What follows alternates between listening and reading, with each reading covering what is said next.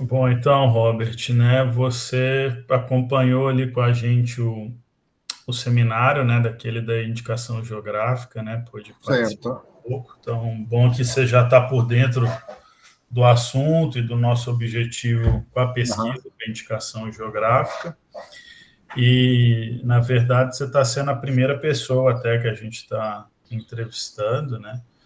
A gente quer fazer uma entrevista com várias Sim. pessoas, técnicos da área, né? Então, Uhum.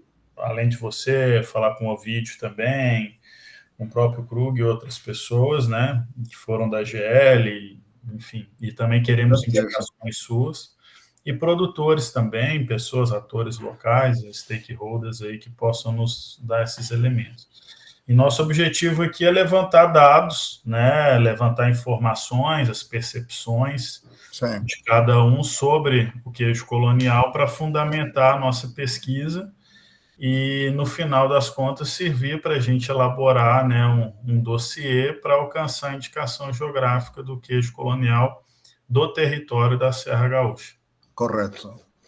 Então, não, entendi muito bem. O seminário foi muito bom, muito produtivo, né? Até a Marcela Salazar, da Fermento, está querendo falar Sim, comigo também. ah, Né? legal. Nós trocamos algumas ideias lá durante o seminário, né? Até que questionei, né, algumas coisas da pesquisa dela que eu achava não muito producente para o objetivo, né, que nós temos, né? Eu posso Uhum. falar nós, né? Tá, ok. Uhum. Ainda que não faça parte do grupo, eu sou gaúcho honorário, né? Então posso falar em nós, tá certo? Então, Ah, suponho que tenha curiosidade de saber um pouco do que eu sou, né? Tá? isso, primeiro a gente até, porque a nossa metodologia até ó, se permite aqui, né, vamos nos apresentar para você saber o que é cada um também, Ok. e na sequência te pedir sua apresentação, Uhum. né, e aí a Beleza. gente vai fazer um bate-papo mesmo aqui, tem algumas perguntas, a gente tem um roteiro, né, Tranquilo. semi-estruturado, que não é Uhum. engessado, e aí depois nós vamos pensando as informações aí, você fica bem à vontade para falar o que você pensa de Certo. relevante. Vamos lá. Nós Começando por mim aqui, né? Então, eu sou Danilo, sou mineiro, médico veterinário da Secretaria da Agricultura. Estou há 11 anos no Rio Grande do Sul. Hoje eu componho ali a equipe do SEAB, junto com o Celso e com a Neuza, especialmente trabalhando com a temática de lácteos aí, e agora com a indicação geográfica do projeto Queijo Colonial. Uhum. Beleza. Robert, meu nome é Alexander Sens, então sou pesquisador da Secretaria da Agricultura, né, colegas aqui do Danilo, da Neuza. Eu tenho Uhum. formação em medicina veterinária e sociologia e atuo assim nas pesquisas na área de desenvolvimento rural, especialmente com temáticas de agroindústrias familiares, né? E Sim. também aqui atualmente também agrego a função da chefia aqui da unidade de Caxias do Sul. Perfeito. Uhum. Eu sou a Neuza, sou veterinária também. Estou há 10 anos no serviço público estadual. Trabalhei por 6 anos com o programa de agroindústria, o programa estadual de agroindústria que tem aqui no estado, o Sabor Gaúcho, conhecido como Sabor Gaúcho. E faz 4 anos que eu estou aqui no SEAB, trabalhando com o Sense e agora mais recentemente com o Danilo. Tá bom. Prazer, né? Bom, eu, por Prazer é minha meu. parte, eu sou profissional formado na Universidade do Trabalho do Uruguai, na área de tecnologia de leite e laticínios, né?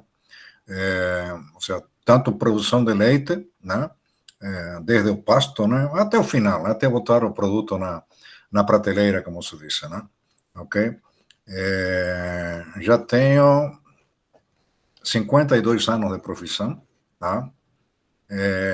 Trabalhei em grandes indústrias, em poucas, mas grandes, né? Trabalhei de início na extinta Laticínios Maier, depois fui adquirido, né, junto com a CCG, para a CCGL, depois a Avipar comprou a CCGL, e aí eu fui embora para São Paulo, tá? Aí fiquei em São Paulo muitos anos, numa grande empresa, a Quatá, hoje uma grande empresa. Quando comecei a trabalhar com eles, estavam na terceira divisão, né? Quando saí, a empresa já estava na primeira divisão, né? Disputando jogos internacionais, ok? De um faturamento de 80 milhões ao ano. Quando eu saí, já estamos chegando no bilhão, né? ok? R$1 bilhão por ano de faturamento bruto, é um crescimento muito grande. Todos os produtos que a Cuatá dispõe no mercado, menos alguns que saíram depois, agora no ano passado, mas são derivados de outros, né? Todos os produtos da Cuatá foram desenvolvidos por mim e a minha equipe, lógico, né? Formação de equipe, uma série de coisas, sempre de um ponto de vista científico, mas também encostando a barriga no tanque, né? Ou seja, metendo a mão na massa mesmo, né? Aí, quando saí da Cuatá, foi uma questão de desgaste, tanto da empresa comigo, como com a empresa, muitos anos de convívio, né? Acaba acarretando isso, né? Um esgotamento da relação e também uma mudança da organograma da empresa, né? Ok? A partir daí fiz um pequeno período em Guaíra, na Real Lacto, botando a funcionar umas máquinas que eles não conseguiam fazer funcionar, e depois comecei a me dedicar realmente à consultoria, né? Sobretudo no Nordeste, tá? Onde fiz um trabalho junto à FAEC, né, a Federação de Agricultura do Estado do Ceará, junto a produtores, né, pequenos produtores de queijos artesanais, e também para a formação da equipe de campo de técnicos, né, do Senar, né, embasamentos do leite, enfim, de procedimentos, uma série de coisas. E assessorei alguns produtores de leite, produtores de queijo, alguns com sucesso, o sucesso que eu queria, né? Você tem um deles, Dona Vita, né? Muito bom rapaz, o Marcelo, conseguiu desenvolver uma mini indústria muito boa, com produtos de boa qualidade. E outro empreendimento que gostei foi o desenvolvimento do parmigiano, né? Parmigiano mesmo, né? Hoje é comercializado com o nome de Grana Madonna, né? Mas é um parmigiano, né? Pela questão de origem, né? Não podemos usar a denominação parmigiano. Na outra fase que estamos enfrentando agora, a vinda aos equipamentos de cobre lá da Itália para fazer melhor ainda o queijo. E nesse estabelecimento também desenvolvi um queijo autoral, o terroir, como alguns chamam, né? A partir do leite cru, né? Tanto o parmigiano como esse queijo que desenvolvi foram feitos a partir de leite cru da fazenda.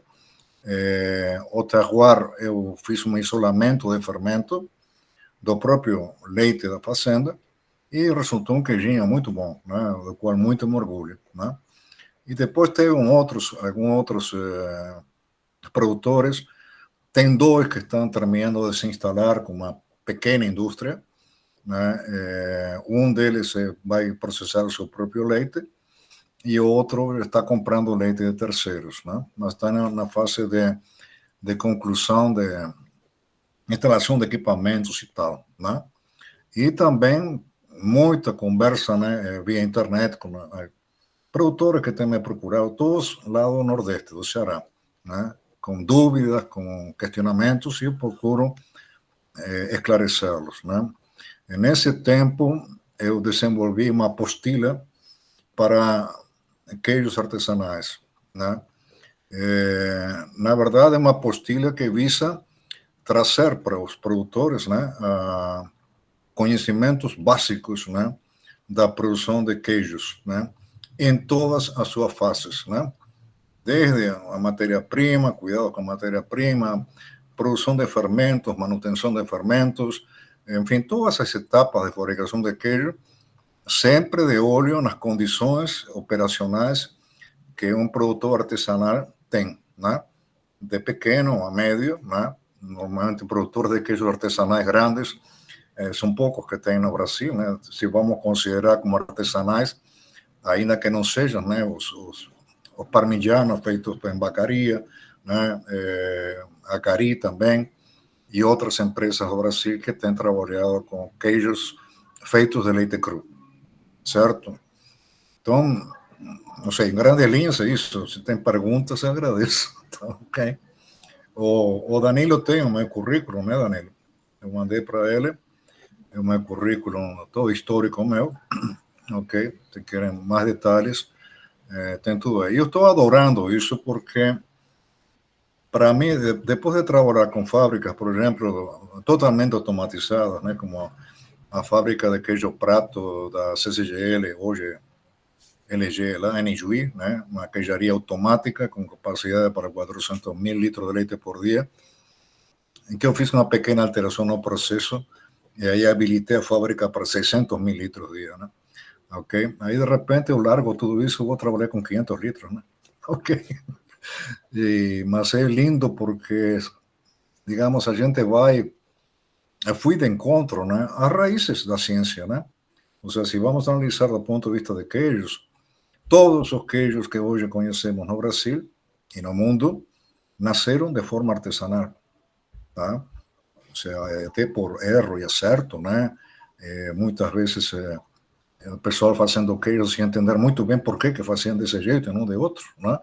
Às vezes podendo melhorar, né? E não conseguindo melhorar por falta desses conhecimentos básicos, né? Do beabá, né? Da fabricação de queijos, certo? Então, eu estou adorando esse negócio. E outra coisa que eu sempre falo para meus amigos, né? Digo, pô, eu vou embora, vou ter que ir embora um dia do mundo, né? Vou ter que abandonar esse corpinho aqui. E eu não quero levar comigo tudo aquilo que eu acumulei de conhecimento nessa vida, né? Eu não guardo nada para mim, ou seja, tudo eu dou, né? Aquilo que tem interesse em progredir, em criar, né? Fazer coisas novas, né? Ok? Melhorar a vida. Beleza? Beleza. Chega.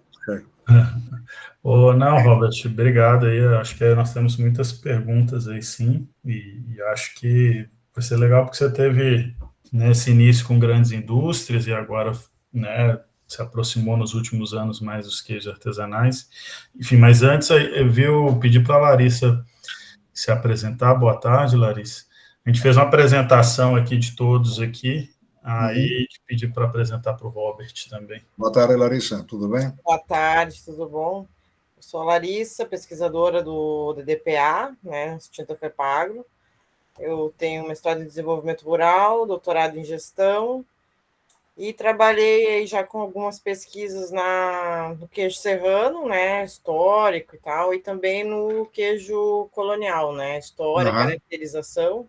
Então, por isso que os meninos me convidaram para participar do projeto. Tá bom. Muito bem. Beleza. Ô, Robert, até só para você falar, você é um uruguaio dinamarquês aí também, não é? Meio inglês, meio espanhol. Inglês. Tá. Não, só para a gente tentar pegar essas origens aqui, que também não deixa de ser enriquecedor aí para o trabalho também, né? Que aí eu lembro que você comentou que até seu sobrenome aí tem essa origem inglesa aí, né? O sobrenome da minha mãe, né? Hawkins, né? De origem inglesa. Meus avós vieram para o Rio da Prata lá por 1920, mais ou menos. E a outra parte, que é do meu pai, Magareños, uma família até fundadores de Montevideo, né? Um dos meus antepassados foi um dos primeiros vereadores, como se chama aqui, né? Na cidade de Montevideo. Então, misturamos espanhol com inglês e deu no que deu, né? Bacana, Robert.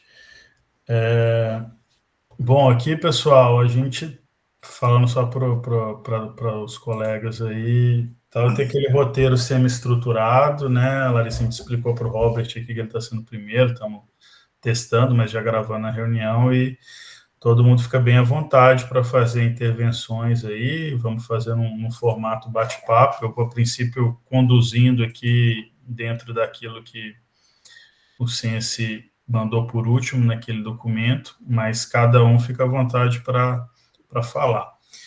O Robert, então, assim, de início, assim, indo para o âmbito do queijo colonial, né?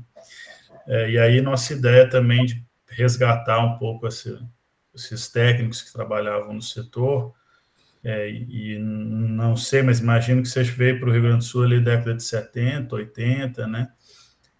de comentar um pouco das percepções que você tinha com o queijo colonial, da sua história, se você chegou a produzir, e eu acho que até você pode nos esclarecer um pouco também, né, porque em que momento que esse queijo começou esse processo de industrialização que a gente tem hoje, né, na sua opinião, na sua visão, como é que foi isso?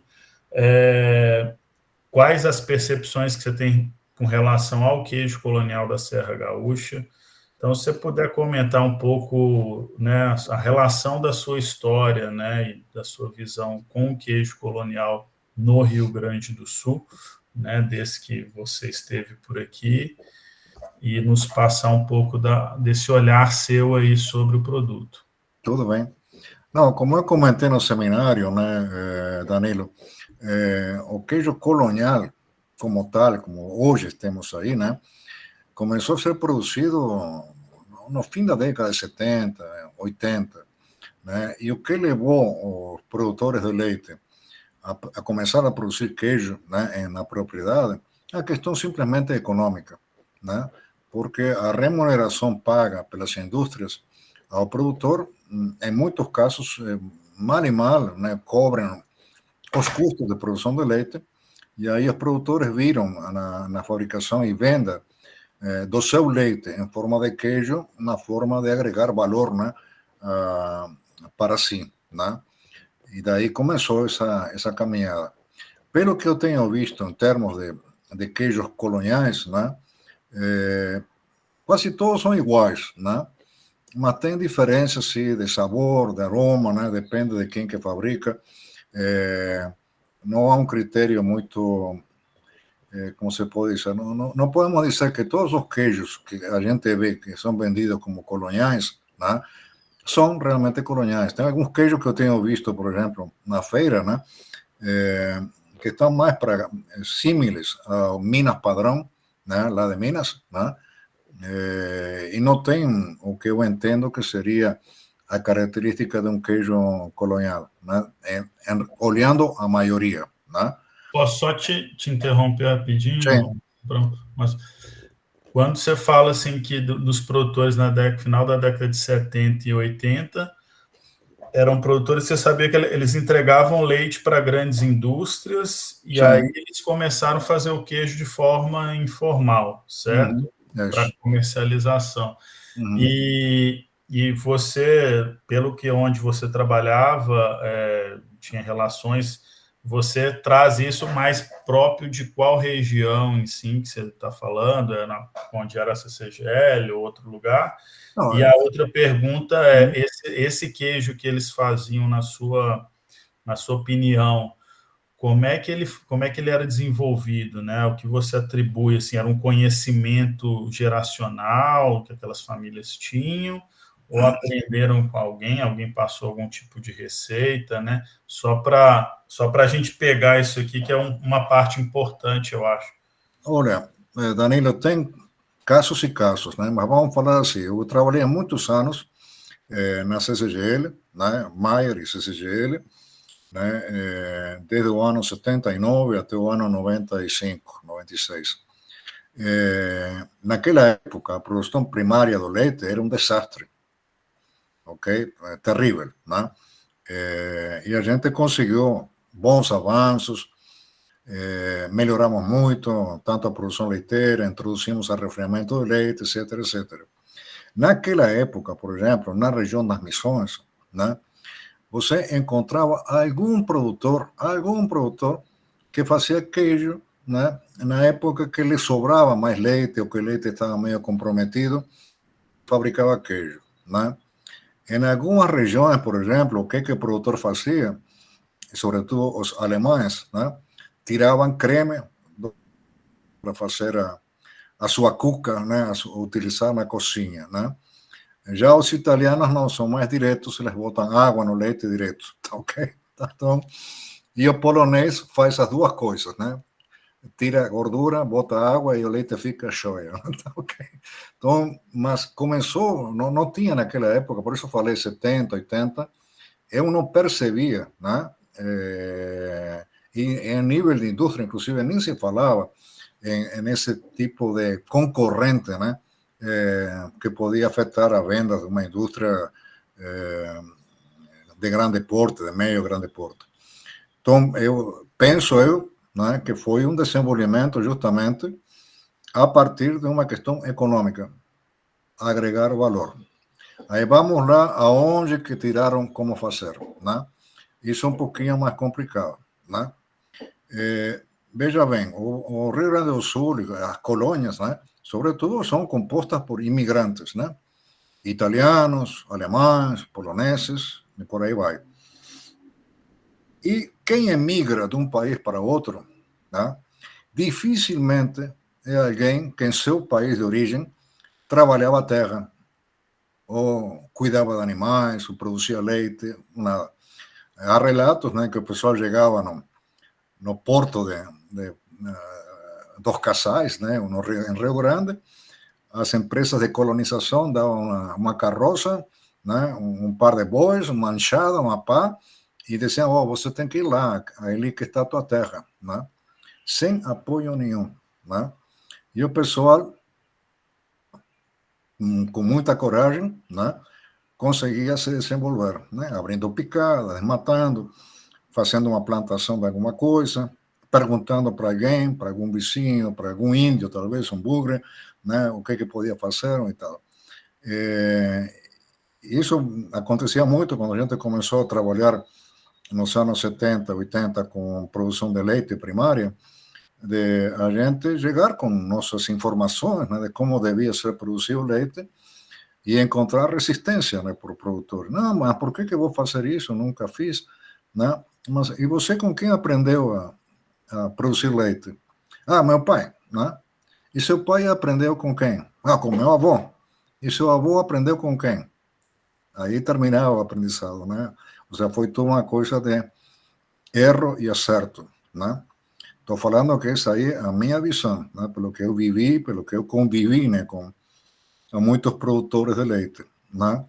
E aí foi digamos, uma questão que demorou até o pessoal assimilar, né, as formas corretas, né, de produzir. A gente colaborava com eles, criando atalhos, né, que pudessem atender eles. Naquela época, por exemplo, o pessoal lá do interior, lá nas missões, muitos nem tinham energia elétrica, né? E quem tinha energia elétrica, o máximo que tinha uma geladeira ou um freezer, ok?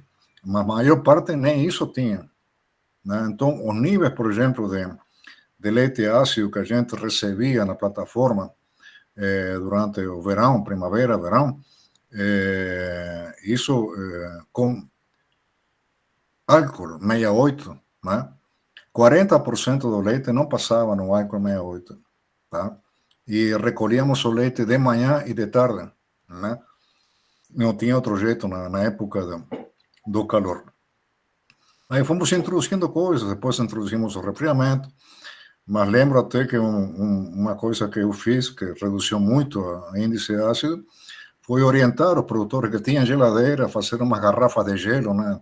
Naquela época só tinha garrafas de álcool, que eram de plástico, né? Fazer gelo nas garrafas de plástico e colocar no balde, né? Na hora que eles estavam ordenhando as vacas, a maior parte ordenhava à mão, né? E já podia fazer um resfriamento prévio, né, do leite. Essas e outras invencionices, né, que a gente conseguiu colocar de acordo com os recursos que o pessoal tinha naquela época, né? Ou seja, criando oportunidades para eles, né? Graças a essa iniciativa que a gente teve, aí no próximo safra, no próximo verão, o índice de leite ácido caiu para 9, 10%, né? Então, teve uma boa resposta, né? Certo? Naquela época, Larissa e Nelson, os produtores que iam participar das reuniões, né, 95% eram as mulheres, tá? Porque os maridos, né, os patriarcas, né, diziam, não, o leite é para os alfinetes da mulher, né? Ok? Não tinham interesse na produção de leite, mas isso foi mudando com o tempo, né? Tá? Ok? E o que eu vejo hoje, né, que há um potencial muito grande, porque as grandes empresas que fabricam queijos, né, estão atreladas a commodities, né? certo? Queijo prato, mussarela, né? São poucas as empresas que fabricam parmesão, quem fabrica mais que nada para consumo próprio, né? Para fazer queijo ralado, enfim, tal. Então, e há uma demanda, o consumidor gosta de produtos de qualidade, diferenciados, né? Um sabor diferente, um aroma diferente, né? E até disposto a pagar mais por esse produto, ok? Certo? Então, há uma oportunidade. Para que tenha uma ideia, por exemplo, do que pode acontecer, não sei se acontecerá, mas no Uruguai, até uns anos atrás, um censo que eu vi, tinha 4.000 produtores de queijo artesanais em todo o país, tá? E desses produtores artesanais é que se abastecia, ou se abastece até hoje, a população, tá? Enquanto as indústrias, né, fabricam queijo para exportação, tá? Ou seja, Claldi, por exemplo, que é uma cooperativa de alemães menonitas, 95% do leite deles é convertido para exportação, né? A Conaprole não fica atrás nisso, né? Outras empresas também, com foco grande na exportação. E aqui, quando a gente fala a venda das grandes empresas do Rio Grande do Sul, está direcionada para exportação. Vamos falar assim, exportação para São Paulo, né? Mercado de São Paulo, mercado de Rio, né? Um pouco no Paraná, mas fundamentalmente São Paulo e Rio. São os mercados das grandes empresas de queijos, né? Do Rio Grande do Sul. Então, há um nicho de mercado que pode ser muito bem explorado, né? Com queijos artesanais, né? Ok? É a minha visão, né? Pode ser que esteja errado. Robert, Robert, aproveitando isso que você comentou sobre as mulheres, né? Sobre a participação, como que você enxergava ou lembra que era a distribuição de tarefas na produção desse queijo dentro de uma propriedade? Mais mulheres, mais filhos, né? Você falou que os homens não se envolviam tantos. Tu tens memória de como era essa dinâmica dentro de uma propriedade, nessa fase inicial da produção desse queijo? Era para mulheres. As mulheres que faziam o queijo na cozinha, né? A panela de alumínio, né? Ok? Faziam seu queijinho ali, que era o leite simplesmente coalhado, muitas vezes com coalho comprado, né? No Nordeste ainda tem gente que compra estômago, né? No açougue e coalha o leite com estômago, né? Estômago de animal adulto, que é um tiro no pé, mas tudo bem, é a tradição que eles têm, né? Mas no Rio Grande do Sul, a pessoa comprava aquele coalho rala, né? Ok, a garrafinha, e usava nesse coalho, né, para fazer o queijo. Mas sem muita, como se diz, sem muita compreensão, né, do que estavam fazendo, né? Saía um queijinho, saía, muito bem, tá? Ok? Mas também, às vezes, tinha problemas, né? Eu lembro, quando estava estudando no Instituto de Laticínios, a gente tinha uma das rotinas que a gente tinha era visitar mercados de queijo, né? Mercados de queijo que eram realizados em alguns municípios do interior, com uma certa frequência, onde os produtores, alguns desses 4.000, né, levavam seus produtos para vender, né, e eram comprados por distribuidores que abasteciam na capital, certo? E aí você encontrava de tudo mesmo, né? Uma vez encontramos um queijo tipo Gruyère, o Emmental, verde, tá? Ok? Já é interessantíssimo, né? Que será que o cara botou clorofila demais? O que ele fez, né? Aí fomos conversar com o produtor que estava ali, né, vendendo seu queijo, e perguntamos, e ele, não sei o que houve. Aí ficamos conversando. Aí chegamos à conclusão de que ele tinha usado, ele só fabricava queijo na primavera, né? Primavera, verão, fabricava queijo. E ele tinha usado os tanques, que eram de cimento, né? Para salmoura. Antes disso, ele tinha usado para preparar o sulfato para as videiras, tá certo? Ok? E deve ter lavado, né? Deve ter lavado mais ou menos. Aí a salmoura ficou com sulfato, né? E isso que fez o queijo ficar verde, tá ok? Diga perigoso, né? Mas, e como essas outras coisas, né? Tá certo?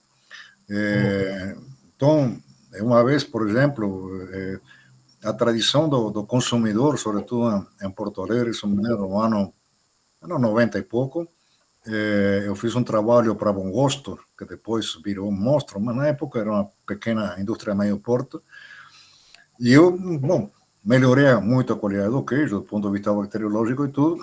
Aí um dia o Sanata, que era o dono, né, os meus distribuidores estão reclamando que o queijo não tem mais os olhinhos, né? Que olhinhos? Aquele olhinho do coliforme que tinha antes, né? Aí brinquei com o Sanata e digo, não, tu quer que eu faça? Coloco uma bota lá dentro do tanque para dar os olhinhos. Mas afinal acabei fazendo uma adaptação do queijo Colby americano, que é um queijo que tem pequenos olhinhos, que são olhinhos mecânicos, né? Abertura mecânica, pelo simples resfriamento da qualidade antes de formar, né? Aí promovia a formação de olhaduras mecânicas, que pareciam olhinhos, né? Aí os distribuidores ficaram satisfeitos. E eu também, que não estava vendendo um perigo para a saúde, né? Ok? Mas muita gente gosta mesmo de queijinho com coliforme, né? Isso aí não tem jeito, tá? Aquele picantinho é gostoso demais. Ok? O Nordeste mesmo, que você trabalhou muito ali com o queijo coalho, o pessoal gosta bastante, né? Ele furar.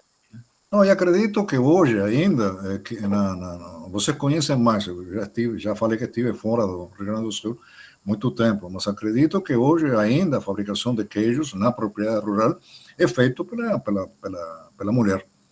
Duvido que o homem largue a sua colheitadeira de soja, o seu arado para ir fazer queijo, né? Ok? Normalmente o homem tira o leite, hoje imagino que o homem que tira o leite, a mulher pega o leite e faz o queijo, né? Penso que na maior parte dos casos funciona assim. Nada contra. Eu, nas empresas que eu gerenciei, eu fazia questão de ter mulheres trabalhando comigo, tá? Ok? Inclusive, uma das minhas contratadas hoje é diretora industrial da Quatá, né? Que foi muito bem, tá bom? A mulher tem uma sensibilidade muito maior, mais higiênica, né? Ok? Segue mais a receita, né? Já o homem já é mais desleixado nesse sentido, né? Tá bom?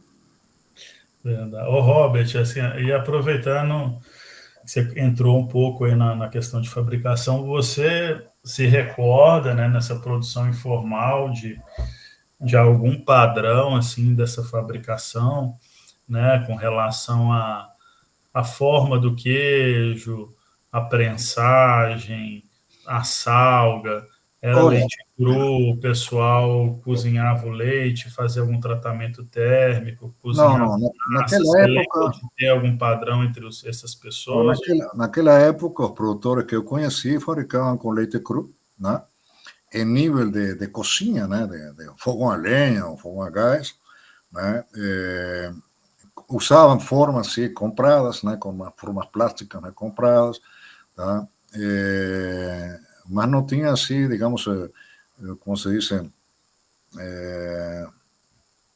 falar assim, uma tecnologia, né? Tinha uma receita, né? Que eles seguiam, ok? Em muitos casos, o pessoal guardava soro, né? Da fabricação de queijo, né? Guardava e usava no outro dia como fermento, né? Que é a mesma tradição que tem o queijo de Minas, né? Você conhece lá, Danilo, Canastra? Sim, sim, Ah, conheço bastante. E você lá, acha, por exemplo, né, essa questão, igual você falou você consegue ver alguma forma, por que eles foram utilizar o soro fermento, né? Será que foi algum mineiro que passou e falou? Você atribui que eles tinham algum tipo de acesso a essa informação na época? Não? não, pode ser que tenha vindo essa informação, pode ter vindo lá de Minas, né, Danilo? E muito também pode ter vindo do Uruguai também, tá?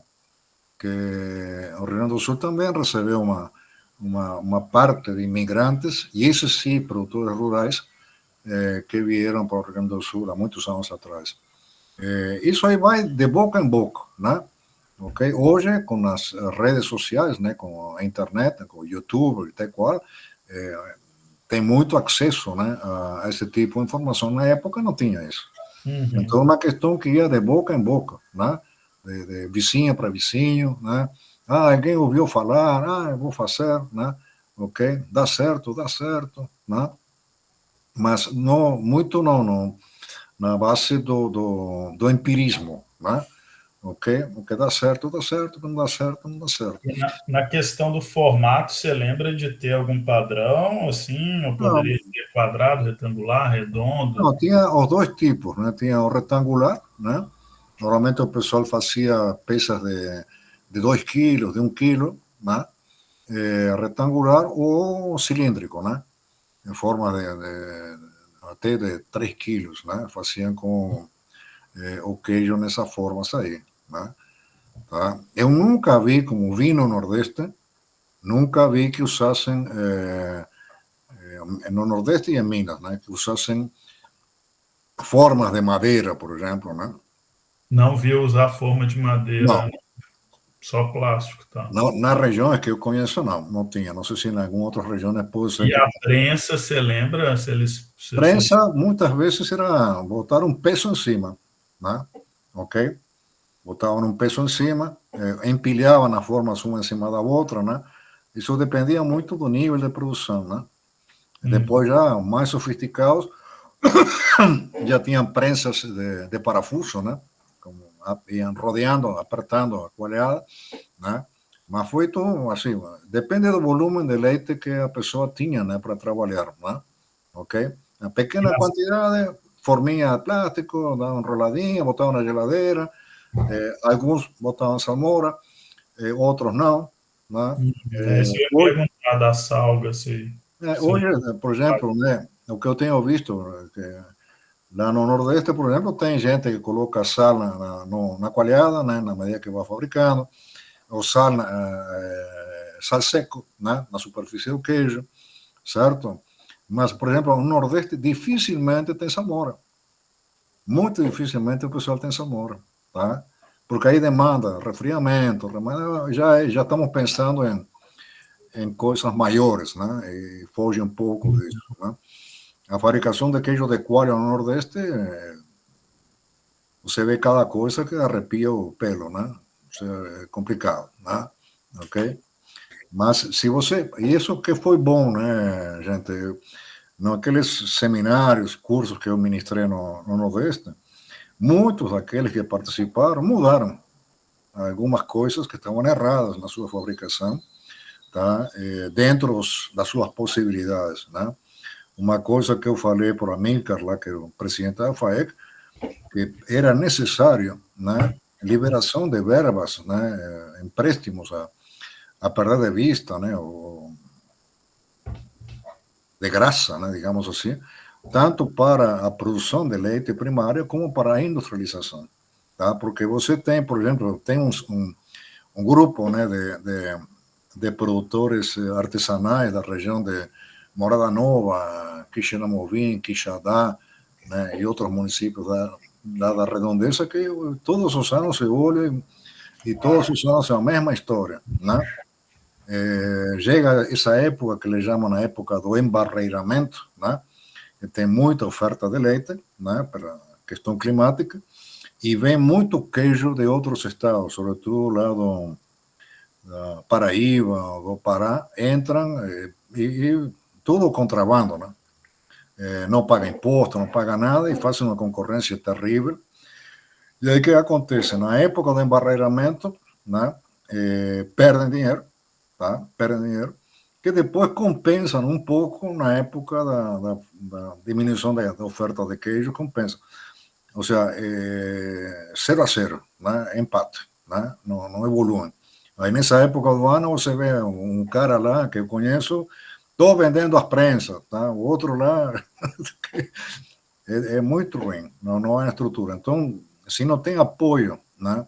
Parece, eu estou falando de produtores praticamente miseráveis, né? Tá? Não tem apoio do governo, do incentivo, vai continuar essa luta aí indefinidamente, porque a produção em si, a atividade em si, não gera recursos para essas pessoas investir. Tá? Okay? E muitos deles não têm acesso a crédito, tá? Muito com CPF sujo, né? E assim vai. É complicadíssimo, mas o Rio Grande do Sul já não é essa realidade, né? É outra, né?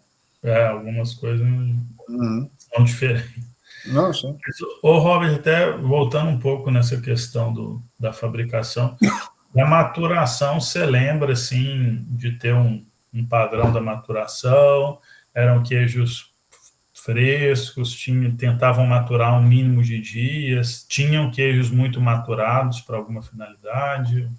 Não, olha, alguns produtores produziam queijo para vender com 10, 15, 20 dias no máximo, tá? Porque precisavam o dinheiro, né? Ok?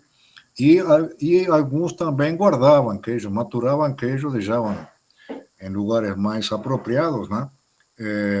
Para consumo próprio, né? Ou para ter eventual venda.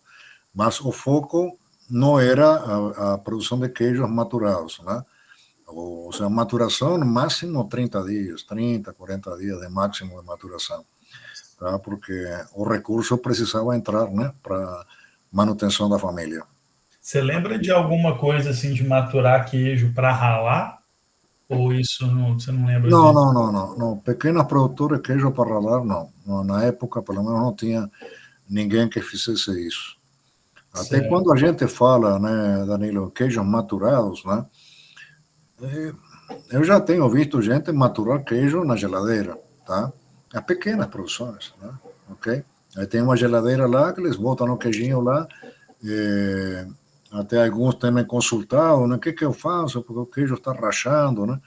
Digo, bom, então pega um pano limpo, úmido, e embrulha o queijo no pano e deixa na geladeira, né? Pelo menos você vai ter uma umidade mais adequada, né? Para o teu queijo não rachar, né? Mas são paliativos, né? Funciona, né? Mas não é o caminho certo, né? Tá?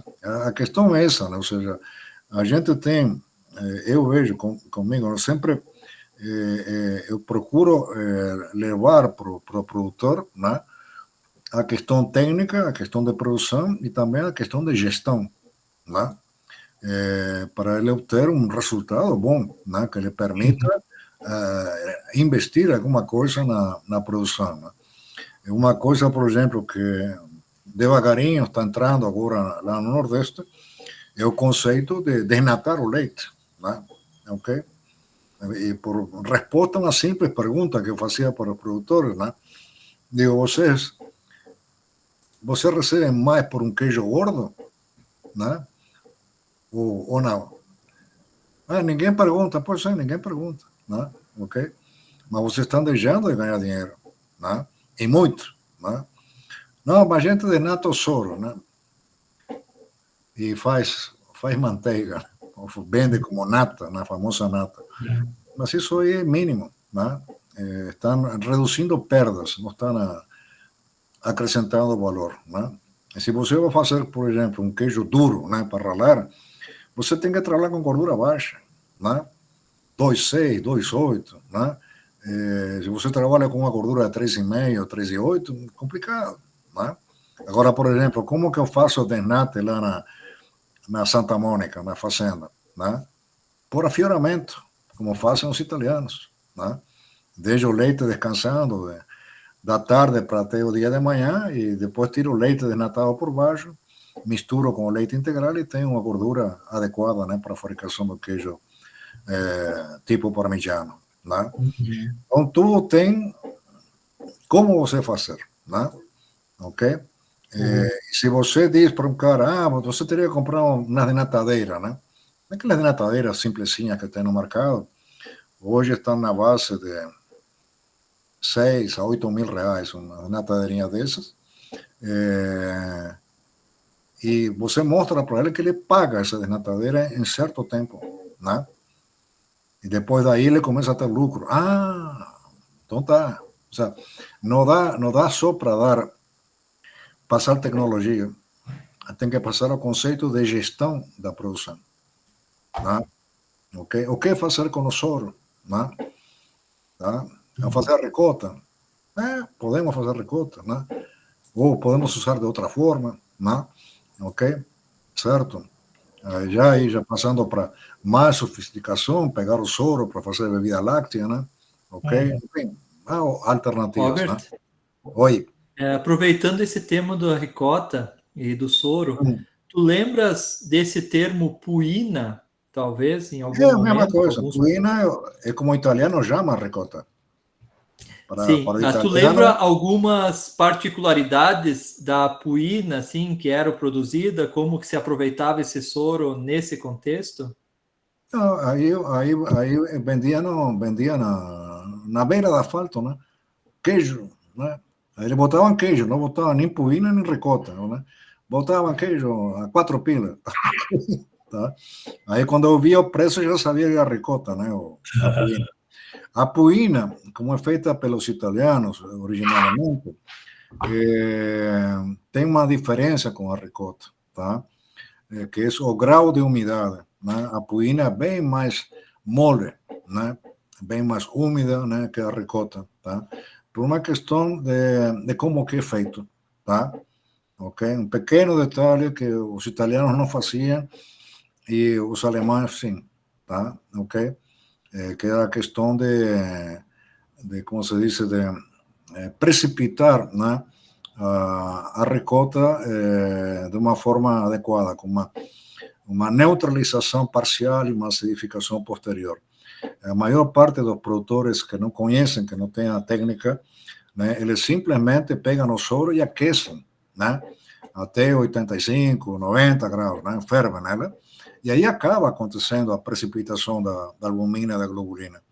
Mas é uma albumina e globulina fraca, mole, com muita retenção de umidade, né? Vira um mingau, praticamente, né? Mas se você faz o procedimento certo, né? Aí já fica uma coisa bem melhor, né? Tá? Até o famoso Minas Magro, né? Que teve o seu momento de sucesso, era uma ricota melhorada com leite, né? O sea, não se fazia só com soro, se fazia com soro mais leite, tá? Ok? Aí virava o Minas Magro, né? Que era uma ricota melhorada, ok? E, Tá? Robert, tu comentaste que os alemães, na tua percepção, tinham esse conhecimento dessa tecnologia um pouco mais refinada do que os Sim, pelo que italianos? eu Não vi, sei se sim. foi isso que eu Né? entendi. Pelo que eu vi, sim. Talvez não 100%, né? Eu conhecia assim, esporádicamente, aleatoriamente, né? Eu não tinha um programa, na época o meu programa era melhoria da qualidade do leite, a produção primária do leite, né? E nessas andanças a gente tinha contatos com os produtores e alguns deles fabricavam queijo, né? Certo? Mas não era meu foco naquela época a trabalhar com isso, né? Ok, até me lembro na época da Maier, a antiga Laticínios Maier, o dono, o seu Alfredo, né? Quando eu comecei a ir lá nos produtores para melhorar a qualidade do leite produzido, né? Disse, mas você não vai ensinar esses caras a produzir queijo, porque eles vão virar concorrentes. Não, não é isso não, tá? Ok? Mas na época não tinha muita gente que fabricasse queijo, não, tá? Muitos até que produziam queijo somente para consumo, tá? E aí eu queria até encaixar duas perguntas aí. Você lembra assim das pessoas falarem o termo queijo colonial? Não. Esse quando você estava, como é que você falavam só queijo? Não, Ou naquela época. falavam formaio, italiano? Como é que você via essa percepção? E se você se recorda, Rob, se você estava no Rio Grande do Sul ainda, se você lembra do momento também que a grande indústria, né, assim, começou a produzir queijo colonial com a nomenclatura, né? E assim, a gente tem, claro, umas impressões de quais são esses motivos, mas se você, o que você pensa a respeito, assim, né? Porque provavelmente década de 70, não sei, talvez a Santa Clara, tal, mas eu não sei exatamente a Santa Clara é que produzia o Sansoé, né? Que é um queijo diferenciado, né? Ok? Mas, por exemplo, assim como indicativo, Danilo, começou as indústrias maiores, né, a se interessar pelo dito queijo colonial né? Lá pelos anos 97, 98. Te digo isso porque foi um dia, eu estava em Erechim na época, e me liga a Nancy, da Fermentec, que comercializa fermentos, né?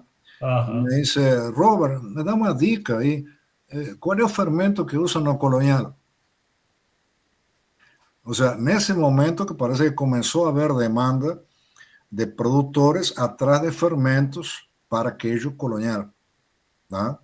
E o que você diz para ela? Aí disse para ela, olha, Nancy, o que eu vejo, né, que tu podes comercializar como fermento para queijo Colonial, né, são este tipo de fermento do cardápio, né, do book da Fermentec, que na época era comercializava da Bisbee, né, ok? Nem lembro agora as nomenclaturas, né, mas um fermento, um fermento láctico, né, com outro fermento que fermentasse citratos e podia provocar oleadura no queijo, né?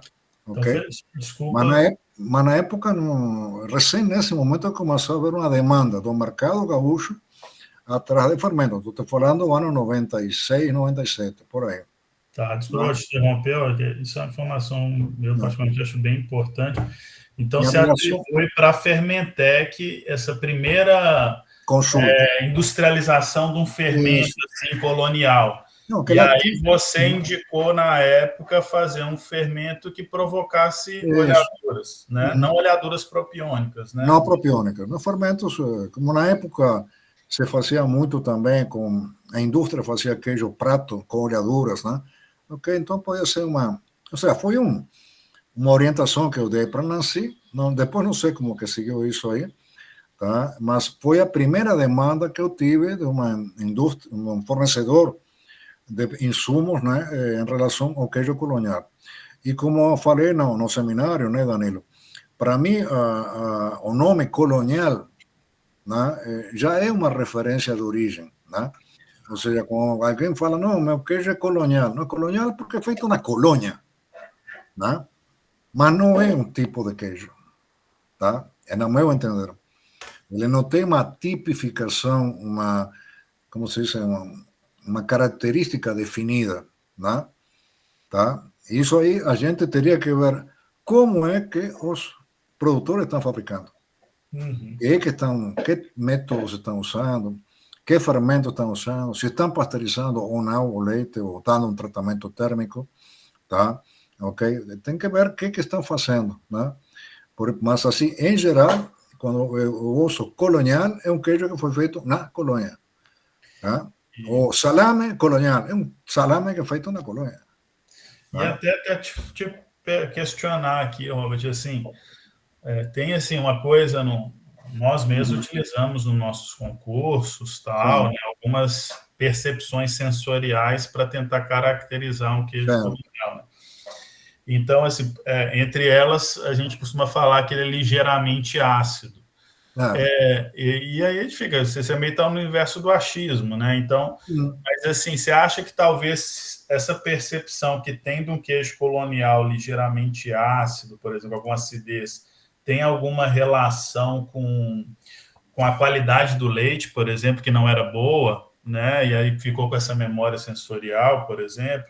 Não, né? pode ter. Ou se poderia ter uma acidez realmente de bactéria acidolática que você atribuiria, por exemplo, a percepção de acidez no queijo? Olha, pode ser a qualidade do leite, né?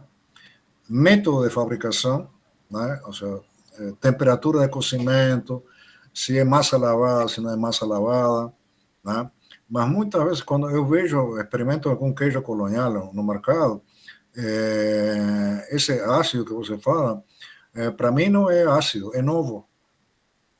É um queijo novo, tá. com pouca maturação, tá? Ou seja, uma vez nós falando lá com o pessoal lá do Cerro, lá na tua terra, né, Danilo, lá em Minas, um cara falou uma coisa muito certa. Disse, a gente faz o queijo com leite cru, né? E deixa o queijo falar na maturação, tá? Desde o queijo falar. Tem um rapaz que eu conheço lá, que faz uns queijinhos muito bons lá, mas ele não tem sempre o mesmo queijo durante todo o ano. Ele fabrica tudo do mesmo jeito, tá? Okay? Mas tem vários tipos de queijo diferentes, tá? Em função da época do ano, da alimentação do gado, né? Da raça, né? Ele não tem controle sobre isso, né? O que a indústria faz, né? Grande indústria, ela padroniza a matéria-prima, certo? O que o pequeno produtor não consegue fazer, porque ele produz, às vezes, com seu próprio leite, né? E está sujeito a tudo, né? A uma vaca doente, né? Uma mudança na alimentação, né? Enfim, uma série de coisas ambientais, né? Que vão se refletir no queijo. Agora, se ele tem o conhecimento básico, né? Da fabricação de queijo, ele pode administrar essas variações para que não afetem a padronização, a tipificação do queijo que ele produz, né? De acordo com a época do ano, com a alimentação, tem que estar atento, né? A qualquer tipo de alteração, né? Ou seja, uma grande indústria, né? Ela pega 100 mil litros de leite em um silo e fabrica queijo, né? Se dentro desse silo tem leite de 500 vacas com mastitis galopante, não vai afetar a produção de queijo, tá? Agora, um produtor que tem 10 vacas e tem 2 vacas com mastitis, vai ter problema, tá? Vai se refletir no queijo, né? Então, todas essas coisas, esse conhecimento, né, o produtor tem que ter, né? E toda a fabricação de queijo, a nível artesanal, tá, parte de uma matéria-prima de boa qualidade, né? Ou seja, o leite que lá desses produtores de queijo mais adiantados que eu tenho lá, na Ceará, eles tinham um controle que eu faço, que qualquer produtor pode fazer, um indicativo de contagem, né? É a redutância. É simples, é barato, não tem problema. E quando eu peguei um desses produtores, o Marcelo, a redutância dele era de 30, 40 minutos, uma hora no máximo, tá? Aí fizemos um trabalho de melhoria a nível de produção de leite. Ele conseguiu ir lá para 5 horas, 6 horas da redutância no leite cru, que ele usava para a fabricação de queijo. Aí o queijo mudou totalmente, tá? Descartou vacas problemáticas, enfim, fez um trabalho legal, né? Ok? Mesma coisa na Santa Mônica, né? Tá? Então, são coisas que o produtor, independentemente do tamanho, tem que controlar, tá? Ok? Para não ter surpresas, né? Tá? E até nesse contexto da produção, assim, na época aí, 70, 80, você lembra das raças das vacas, assim, era mais ou menos o que a gente tem hoje, só com menos melhoramento genético, as raças leiteiras, ou você via muitas raças que eram mestiças, mais para carne, e a alimentação também desses animais? Olha, tinha muita vaca holandesa, né? Por exemplo, nas missões, a Maier, inclusive, tinha introduzido muitas vacas de origem uruguaia. A La Cesa também, na época, importou gado em pé, né, para repassar para os seus produtores. Mas o que tinha muito era vaca, como diz, vaca pampa, né? Vaca pampa, tinha vaca Jersey, né? E vaca holandesa. Praticamente eram essas 3 raças que predominavam. Não que tinha... seria a vaca pampa? A pampa é aquela vaquinha marrom que vem da época da colônia, né? Que tem um certo temperamento leiteiro, mas não muito avançado. Não tinha gir, não tinha girolando, não tinha nada disso, né? Eram mais raças de origem europeia, né?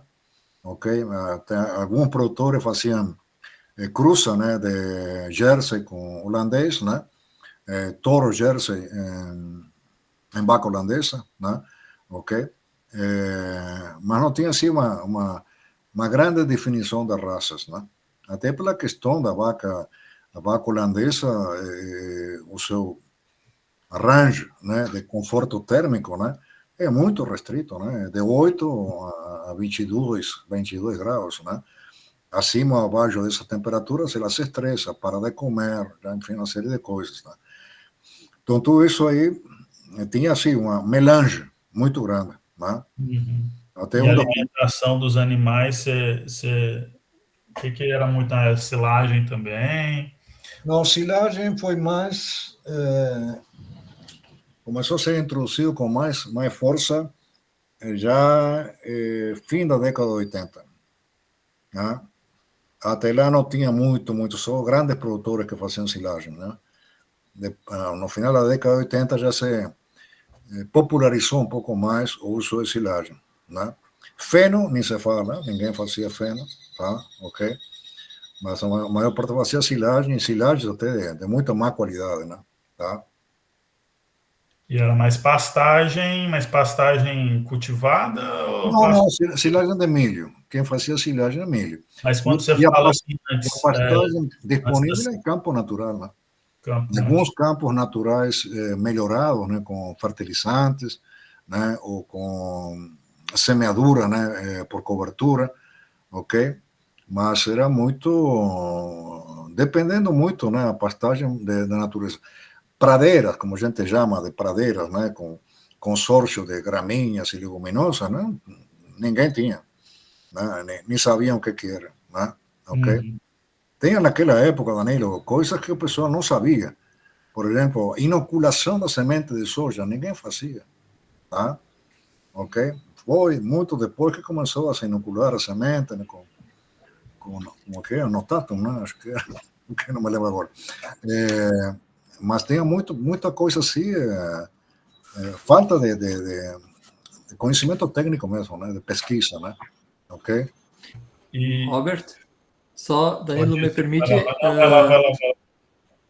Robert, se tu tens memória ou se há algum comentário, por exemplo, lembrando da época da imigração, né, quando as pessoas ganharam os lotes, compraram aqueles lotes, financiaram e tal, né, se ali teve alguma inserção focada no gado de leite, para o leite, né, ou para os derivados do leite.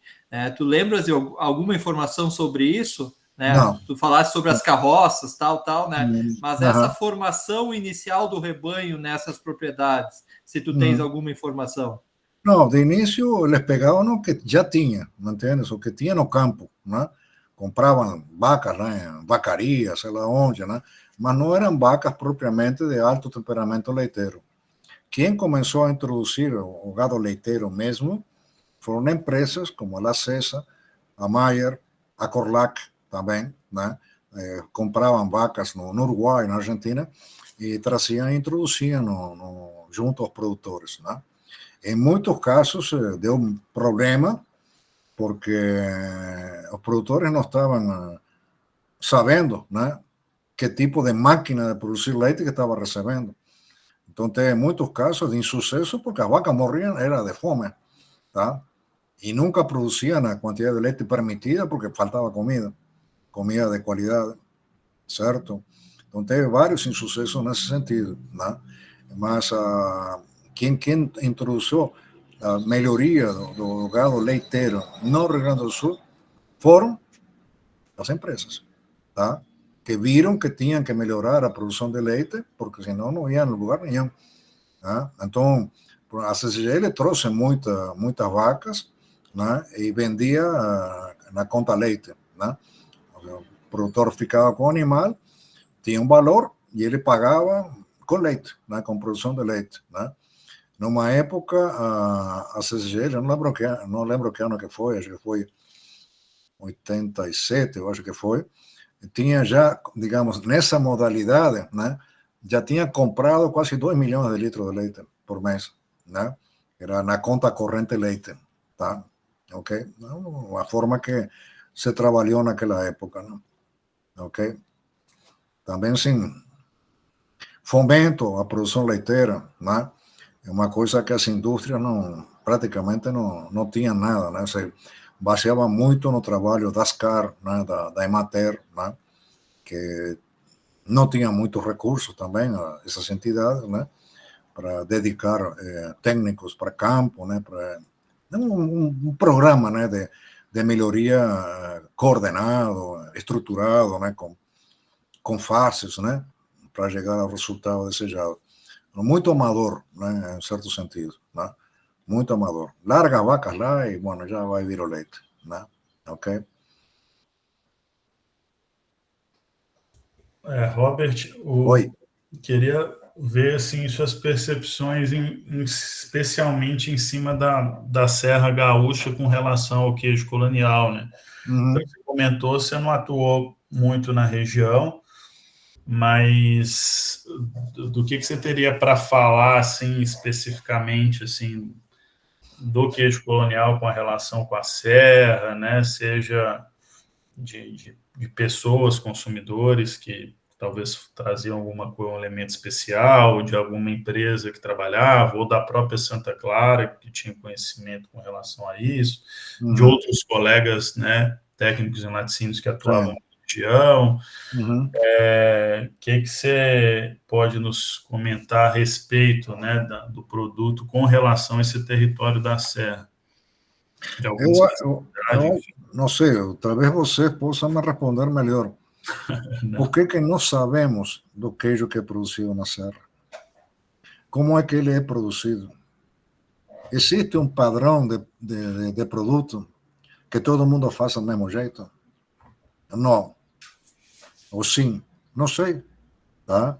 Isso é uma coisa que nós teríamos que saber. Qual é o padrão de fabricação do queijo? Né? Ou seja, todo mundo faz com massa lavada. Não. Ninguém faz com massa lavada. Tá. Ok. Que tipo de fermentação usam? Né? Ok. Ajustam a gordura? Não ajustam a gordura? Né? Você tem uma N perguntas, né, para se fazer em relação à tipificação do produto. Né? Eu não posso dizer para um produtor que faz queijo com massa lavada e aquece até 48, dizer que esse queijo é igual a de outro produtor, que também se chama queijo colonial, né, que não lava massa, né, e cozinha até 35. São queijos diferentes. Tá? Isso sim entramos ainda na questão biológica do fermento, certo? Ok? Que tipo de fermento estão usando? Tem produtoras que utilizam, compram fermento comercial de laboratório e adicionam leite, e outros não. Né? Outros que trabalham com o pingo, né? Com o soro do dia anterior, ou com leite coalhado. Né? Eu já vi produtores que, um produtor que tinha, coitado, quem fabricava o fermento para ele era a mãe dele, né? E o fermento se chamava de coalhada, tá certo? Era tipo um iogurte, né? Mas a mãe dele que fazia, tá? E aí, uma época, ele parou de produzir o queijo, porque não tinha mercado, né? Não fez mais queijo, e aí, quando retomou a produção de queijo, foi pedir para a mãe dele a coalhada, né? E a mãe dele já era uma senhora de uma certa idade, né? Não lembrava mais como que ela fazia coalhada. Aí ele ficou sem a alma do seu queijo, tá? Ok? Aí tentamos reproduzir a coalhada da mãe e não conseguimos, né? Tá certo? Nem sei, nunca soube como que a mãe fazia a famosa coalhada, né? Talvez ela comprasse um iogurte natural da Danone, eu não sei, não. Ela não lembrava como que ela fazia, né? Então, isso é importante. Uma coisa assim, por exemplo, que eu sempre pergunto, né, para os produtores, né? Vocês sabem como que se trabalhava antigamente, antes que tivesse laboratórios comerciais fornecendo fermentos, como que os produtores faziam queijos? Faziam queijo com o que eles tinham na propriedade, né? Certo? Aí eles fabricavam, alguns fabricavam seu fermento com soro, outros com leite, né? Leite coalhado, né? E muitas vezes acontecia, isso acontecia inclusive quando estava no Instituto de Laticínios, de produtores virem, né, a pedir para os laticínios fermento, porque o deles tinha dado pau, né? Não estava funcionando mais, né? E por uma política da universidade, a gente não entregava nada para os produtores, né? Uma política estúpida, né? Mas era o que, a norma que tinha. E aí a gente orientava ele para ir pedir para o vizinho, tá? Pede para o teu vizinho deve ter, né? E aí ia, né? Aí ia a repicagem do fermento, com manutenção do mesmo, enfim, é uma coisa bem interessante em relação aos resultados obtidos, né? Certo? E falando nisso, você lembra, por acaso, nessa época de 70, 80, o pessoal já trabalhava o kefir, por exemplo? Se Não, existia. não. Hoje era uma coisa que ainda... Não, isso era feito nível familiar para consumo. Mas já tinha nas famílias Já pessoas tinha, que faziam. o famoso bichinhos, né? O E bichinho. isso era mais etnia italiana, alemã, ou tanto Alemão. faz? Eu conhecia mais de origem alemã. E aí as senhoras passavam a cultura, né, de kefir de uma para outra, né? Os bichinhos, né? Algumas chamavam de grãozinhos, né? Ok? E era nível familiar e para consumo, né? Para consumo, você lembra de utilizarem como fermento para queijo? Não, só fazer bebida kefir. Tá? Não, nunca soube ninguém usasse para queijo. Até uma vez eu fiz uma experiência com kefir para queijo, não ficou legal, não. Não. Porque o kefir são leveduras, né? E que produzem álcool, né? O metabolismo delas é para produzir álcool, né? Eu tinha mexido com o kefir lá no instituto, né? A gente fez um kefir, caramba, de 8% de álcool. Era coisa para nós mesmo, né? Para nós tomar, né? Então, mas o kefir acho que é de origem ucraniano, russo, né? Não é propriamente alemão. Né? Quer perguntar algo? Sim. Como é que eles vendiam o queijo nesse período aí? Vendia na banca à beira da estrada, ou plaquinha na beira da estrada, vende esse queijo, né? Mas os próprios produtores faziam essa venda ou eles passavam para alguém? Não, próprios produtores. O que tinha muito também, Larissa, começaram a Emater começou a promover aqueles famosos mercados de hortifruti granjeiros, né? Instalavam esses mercados nos municípios e ali os produtores iam com sua produção, né? Do que fosse que tinha na propriedade, né? Okay? Então você tinha uma banquinha lá que o cidadão vendia queijo, vendia manteiga, vendia doce, vendia verdura, né? De tudo, né? O que ele tinha na propriedade levava lá e vendia nessa feira, né? Aí que eles vendiam. Eu nunca soube, Danilo, de revendedores de queijo que fossem comprar queijo, né, para revender, né? Pelo menos não na minha época, né? Em Minas é muito comum isso, né? No Ceará também, né? Tem os caras que o pessoal chama de atravessador, né? Tá? E vai lá, compra o queijo do produtor, junta e depois vende na cidade. Inclusive a Quatá começou assim, tá? Comprando queijo no interior de Minas, levando frio para São Paulo, né? E vendendo lá no Paris, que era o bairro atacadista, né? Tudo queijo frio, né? Começou assim, muitas empresas começaram assim. Estou te falando anos 70, né? Mais ou menos, 70, 80. Então, mas no Rio Grande do Sul nunca tive conhecimento de atravessador, né? Era sempre o produtor vendendo. Alguns até vendiam para o mercado, alguns que tinham produtores cooperados, né? Tá? Entregavam no mercado da cooperativa, né? Para revenda, né? Ok? Mas assim nunca soube de atravessador na região. Então, a gente conversou com muitas mulheres que faziam queijo, né? Faziam em casa e tal. E também aí tem a questão, nessa época que começa as feiras, que começa a ficar forte, elas falam que também é a época que começam a usar com mais força o nome colonial. Que é como se diz, antes elas não usavam queijo colonial, era simplesmente queijo. Mas, Larissa, aí que na feira começam assim, porque as pessoas, os que querem comprar, começam assim, a chamar aquele queijo de queijo colonial. Isso. E eles se apropriam dessa. Até porque o chamariz das feiras, né? era produtos coloniais. Isso, Lugar, exatamente. né? Aí tu queria ver se tem essa percepção também. Lembrando, por exemplo, quando eu estava em Santa Rosa, foi feita a inauguração do primeiro mercado hortifruti no município. Até foi iniciativa de um compadre meu, que era da Emater, o Luiz Pedro Trevisan, engenheiro agrônomo, que promoveu a instalação desse mercado de hortifruti, né? E tinha muitas bancas, acho que eram 24 bancas, uma coisa assim. Das 24 bancas, só para que tenhas uma ideia, só 3 que tinham queijo, tá? E 2 a 3 pecinhas de queijo e deu, não entenderam? Pouca coisa, né? Então é uma coisa muito artesanal, né? Muito pequena, né? Ok? Robert, Certo?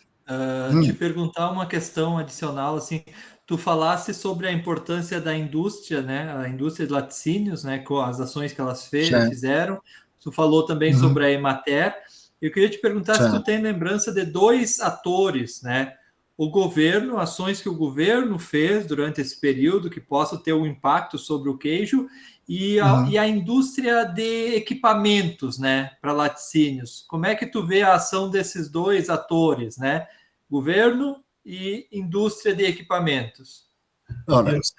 Só queria fazer também, acho que dentro dessa questão que você falou do governo, aí tanto a parte, né, talvez repressiva, né, o que você lembra da questão sanitária, né, como é que era isso trabalhado, né, tanto da questão da indústria, né, assim, se tinha uma coisa de querer coibir isso, como é que funcionava, tinha denúncias, tal, como é que a fiscalização já naquela época trabalhava esse tema também? Bom, naquela época, vamos falar da questão sanitária. Naquela época, o CIF, né, ela não tinha a legislação que tem hoje, primeira coisa, tá? Ou seja, não existia o RTIQ de produção de leite, né? Boas práticas de agropecuárias, né? Não existia nada disso, tá? A fiscalização do CIF limitava-se ao leite recebido na plataforma, tá? Ao conjunto do leite recebido na plataforma, a um não recebimento de leite que não passasse no álcool 68, tá? Ao não recebimento de leite com água ou desnatado, né? Mas a responsabilidade disso era da indústria, tá certo? A indústria que tinha que fiscalizar e tomar as medidas cabíveis, certo? E no meu caso, pelo menos, eu era muito mais exigente que o próprio CIF, tá? Que a própria legislação, tá? Até foi por iniciativa nossa que começamos a elevar o grau de concentração do álcool, do alisarol, né? Para ir refinando a qualidade do leite recebido, né? Controles de água era problemático, porque na época não tinha crioscópio, só tinha densímetro, né?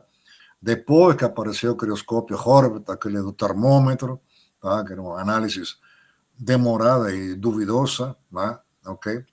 E foi indo, né? Mas recém, digamos, os últimos anos para cá, que surgiu essa legislação, vamos dizer, mais controladora da produção de leite, dos produtores de leite, e punitiva, né? Só que a punição nunca funciona, tá certo? Tá? Existe a punição, mas nunca é aplicada, né? Dificilmente é aplicada. Em relação a outra questão dos equipamentos, tá? Até hoje, melhorou muito, mas até poucos anos atrás, é uma carência terrível, muito grande, né? Hoje temos indústrias que produzem equipamentos razoavelmente bons, né? Aqui em Santa Catarina, né? Em Chapecó, né? Tem 3, 4 empresas que fabricam equipamentos, mas quem fornecia mais equipamento para o Brasil todo era a indústria metalúrgica da cidade de Lambari, lá em Minas Gerais, né? Ok? Ela que fornecia praticamente para todos os laticínios, até de grande porte, né? E aqui no sul não tinha essa disponibilidade, né? De equipamentos, não tinha nada disso, Tudo vinha lá de Minas Gerais, certo? E até hoje é uma luta, né? Você conseguir que alguns tipos de equipamentos sejam bem feitos, né? Tá? Ok? Tem coisas assim, por exemplo, que em uma indústria é fundamental, né? O rendimento, né? Do leite para queijo, né? Certo? E o rendimento bom do queijo você consegue com 3 recursos praticamente. Uma boa qualidade de matéria-prima, tá? Uma boa coagulação e, sobretudo, um bom corte, tá? Uma boa lira, que corte bem, tá? Ok? Eu fabricava, na época da Quatá, fabricava muito queijo lá em Minas, em Douradoquara, depois foi transferido para a fábrica de Vazante, de gorgonzola, né? E o equipamento que tinha sido comprado, as tinas que tinham sido compradas para a fabricação de gorgonzola, é uma porcaria, tá? Em termos, sobretudo, de lâminas, né, para cortar. E eu tinha determinado para o pessoal de manutenção, toda semana, amolar as facas, tá? Tinha que amolar cada lâmina das liras, tinha que ser amoladas uma vez por semana. E eu sabia quando o mecânico não tinha feito a amolação, porque o meu rendimento caía, tá? Na semana seguinte, já vinha com um rendimento, digamos, na produção de 7,5 litros por quilo, né? E quando ele não amolava a faca, já meu rendimento ia para 8,2, tá? Okay? A importância que tem um bom corte, muito importante. E até hoje isso é um problema, tá? O pessoal não usa o aço adequado para as lâminas das liras, tá? Até no caso, eu prefiro usar um bom arame, bem tensado, do que uma lâmina de aço de má qualidade, né? Que o aço de boa qualidade tem um problema de solda, né? Para o cara montar a lira é complicado, tá? Que tem muito mais carbono, né, que outros aços, enfim. Eu não sou experto em ligas metálicas, mas eu sei isso, né? Tá? E até uma vez estive lá na fábrica de lambaria Biasinox, né? E cobrei deles justamente a questão das liras, né? Do fio das liras. E aí o cara, o dono lá me perguntou, mas nunca ninguém me perguntou isso. Eu estou te perguntando. Por que as liras de vocês não cortam direito? Aí tinha um senhorzinho lá, já meio se aposentando lá, um funcionário que dice Tarsilo, ele está falando do aço tal, tá? Esse aço você amola e não perde fio, tá? Mas é muito difícil de soldar, tá? De montar a lira. Bom, então só como detalhe, é muito importante. E isso o pessoal não se amarra, me entende? São coisas... o rendimento na produção de queijo é fundamental para o resultado econômico, né? Certo? 80% do custo de um queijo é leite, tá? O 20% restante do custo é mão de obra, insumos, né? Energia, tá? Mas 80% é leite. Se você gasta mais leite para fazer 1 quilo de queijo, vai te sair mais caro, né? Então tem que se trabalhar isso também. São muitas coisas, né? Que faltam, né, para a indústria. Eu estou trazendo equipamentos da Itália, tá? Para fazer um bom queijo parmegiano, tá? Porque tentei que alguém fabricasse para mim aqui e não consegui ninguém que quisesse fazer, tá? Que tivesse o interesse ou a capacidade técnica de executar o projeto, tá? Okay? Algumas coisas da indústria ainda tem que evoluir também, né? De equipamentos aqui. Mas, pessoal, eu não sei, assim, né, o que teria mais aí dessa parte do queijo colonial para perguntar para o Robert, né? Senão eu ia Robert, pedir para ele... Talvez uma última pergunta, só, Danilo, talvez só lembrar, Robert, na questão gastronômica, assim, né, dentro das propriedades, como é que você via essa questão da utilização do queijo, né? Que tipo de pratos, né? Vou citar uns exemplos, né? Polenta, fortaia, a própria puína, né? Coisas que o queijo entrava, né, na questão gastronômica. Como é que tu lembra dessa questão nas propriedades? Assim, por exemplo, depende da região, né? No Alto Uruguai, por exemplo, na região de Erechim, né, toda aquela parte lá, é uma colônia predominantemente italiana, né? Que nem na Serra também, é um forte italiano. Já na região das Missões, alemã, né? Então, os hábitos alimentares eram diferentes, né? O que eu via de utilização dos produtos na região do Alto Uruguai, né? Era na fabricação de, como se chama? A polenta, né? Mas a polenta brostulata, né? Aquela que o pessoal pega, faz a polenta, depois bota na chapa, coloca um queijinho por cima e beleza, né? Ok? Mas a maior parte, a nível familiar, o consumo era um queijo de mesa, né? Ok? Queijo ralado, como perguntou Danilo antes, só cerca de um queijo velho que tinha ficado lá e le ralavam, mas não que fabricassem especialmente para ralar, tá certo? Tá? Não tinha assim uma definição nesse sentido. Já na região alemã, né, era muito mais procurado o famoso Cashmere, né? Geleia de queijo, né? Tradução, né? É um requeijão, né? Feito por acidificação do leite, né? E dessorado, né? Esse era o maior consumo de queijo no nível de colônia alemã, era Cashmere, nata, né? O creme de leite, como acompanhamento, inclusive, no almoço, né? Um almoço tradicional alemão naquela época, a primeira vez que fui convidado a uma residência de alemães, o cardápio não era um domingo, né? O cardápio era carne de porco, tá? Pouco de carne de gado, né? Aí tinha cuca, geleia, né? Schmear, né? Nata, né? Fruta, ok? Tudo isso aí misturado, né, para consumir, né? É bem tradicional da região, né? Ok? Mas assim, em nível de produtor, era consumo mais de mesa, né? Mais de mesa, tá? Ok? Quem quiser tiver mais alguma pergunta, senão eu pedir para se você lembrar, viu, Robert, quer falar isso alguma coisa? Senão eu falar para se tiver algum comentário que você considera relevante para a questão do queijo colonial e se puder também indicar pessoas para a gente conversar. Você falou do nome da Nancy, né? Eu conheço um pouco a Nancy, se ela seria uma pessoa interessante da gente conversar. Não, eu até, por exemplo, posso ver com a Nancy o que ela está fornecendo para queijos coloniais hoje, né? Que não acompanhei mais o assunto depois daquela vez.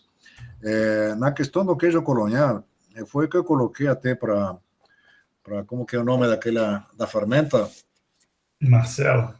Isso, que eles estavam fazendo uma pesquisa, né, terroir, de terroir microbiológica, mas ela não soube me dizer, na pesquisa deles, que tipo de bactérias ácido-lácticas, tá? Que tipo de bactérias não específicas, né, a MS-Lab, né? E que tipo de bactérias patogênicas, né, ou prejudiciais, né? Elas não estavam fazendo esse fracionamento, né? E a outra coisa que eu questionei para ela é a origem da amostra, né? Tá?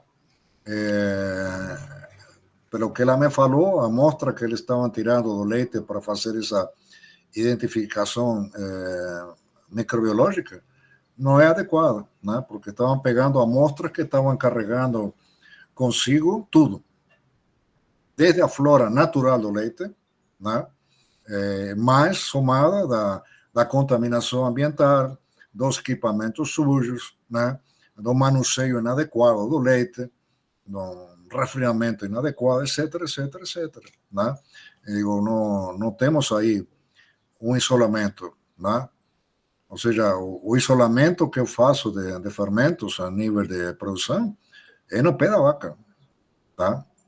O que me interessa a mim é a flora natural do leite, né, de um leite higiênico, né, ok? Isento de doenças, com certeza, né? A partir daí você vê, procura determinar que tipo de fermento você vai produzir. Ou seja, para que tenhas uma ideia, o fermento do terroir lá da Santa Mônica, a primeira propagação dele, tá? Me leva 40 horas, tá?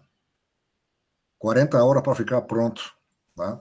Depois as repetições, as propagações, não, as propagações já vão para 12 horas, né? E é um fermento que tem aroma e sabor levemente, lembra levemente doce de leite, tá? E o fermento não coagula. Ele tem acidez para coalhar, ou seja, já passou do ponto isoelétrico da caseína, mas ele não coagula, ele fica cremoso. Tá? Isso aí que eu quero ver com o pessoal da fermenta, se conseguimos identificar que tipo de bactérias são. Eu acho que são leuconostoc, né? Mas acho, não tenho certeza. Tá bom? Ok, então acho que para o queijo colonial, para definir, né, o queijo colonial, né, tem que ser feito um levantamento das condições de produção de várias propriedades. Quanto mais propriedades, melhor, né? E ver o que eles estão usando, o que não estão usando. Qual é o padrão de fabricação, se existe um padrão de fabricação, tá certo? E partir para uma identificação, né, ou um isolamento dos fermentos naturais, tá? Se não tiver fermento natural, bom, aí compra um de laboratório, né? Ok? Mas, por exemplo, né, Danilo, comentei contigo, né? Aquele, o Nossa Santa, né? É um queijo único no mundo. Alguém pode fabricar um queijo igual a esse só se vai lá e pega o leite da fazenda, o fermento da fazenda e faz o queijo. Mas não tem como replicar em outro lugar, tá? Ok? Isso que faz a diferença, tá? Show de bola. Robert, beleza. Pessoal, ciência, não sei se quer interromper a gravação aí, que já... Eu vou interromper, então, a gravação aqui, só para que depois, então, entramos em outros assuntos. Mas desse ponto aqui, Robert, muito obrigado por todas as considerações, informações. Tenho certeza aqui, né, Larissa, Neuza, Danilo, e depois vão ter informações preciosas ali para discussão, né? Não, espero que tenha colaborado com vocês, né? Talvez tenha muito mais coisas, né, que não vieram à tona aqui agora, né? Se lembrar, nos envia. Já são 50 e poucos anos de vivência, né? Tá? Bem, histórias da carochinha para contar, como se diz. Mas o bom é isso, né? Que, como se diz, eu já vi de tudo, né? Tá? Ok? E aprendi, né? Ou seja, com certeza muita coisa, né? Sempre aprendo alguma coisa, né? Trabalhando com pequenos produtores, né? Você sempre aprende alguma coisa né? Diferente, né? Agora eu vejo que muitos produtores que estão fazendo para ter um queijo diferenciado, condimentar o queijo, né? Ok? Queijo com ervas, queijo com comino, né? É só isso. Tem muito mais coisa que pode ser feita, tá? Então, nesse curso que eu faço, eu dou as ferramentas, explico as ferramentas, né? O que é isso aqui, assim, você pode fazer assim, assim, assim, assim, assim, tá? E você vai ter resultados diferentes, né? Do jeito que você faz, né? Você pode alterar isso, pode alterar aquilo, né? Vai acontecer isto, né? Certo? Ah, por que salgar o queijo? Tem sua importância, né? Enfim, tudo tem seu fundamento, né? A sua razão de ser, né? Ok? Tá? É isso, gente? É isso aí, Robert. Então tá bom. Obrigado.